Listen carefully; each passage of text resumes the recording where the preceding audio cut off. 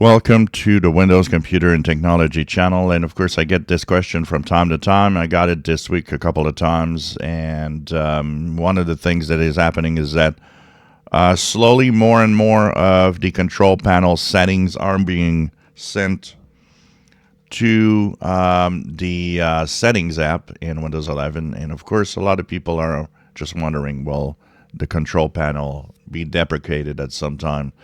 One of the comments has to do with one of the blog posts of Microsoft last year that said, oh, well, we're soon to have a deprecated control panel and be removing that, which is totally false. This still has too many settings and too many things to be able to remove. So no, control panel is not going anywhere soon.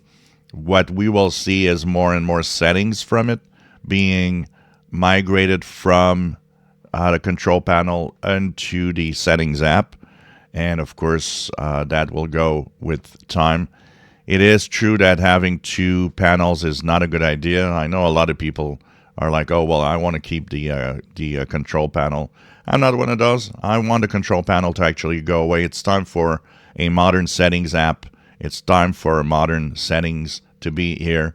The settings in Windows 11 is actually good. The way that they did it, it is better than in Windows 10 because it is organized more logically, where a lot of things in Windows 10 were just put at random and at some categories that where they didn't belong. In Windows 11, they really fixed a lot of that. Of course, there's more work to be done, but I'm one of those that actually love the settings app. I think it's great. But, you know, the control panel, even when we get to Windows 12, honestly, I'm pretty sure that even when we go to Windows 12, the control panel is still going to be there.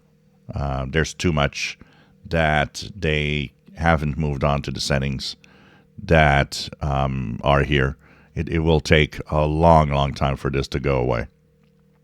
So if you love the control panel, don't worry. It's going to be there for a long time, I'm pretty sure.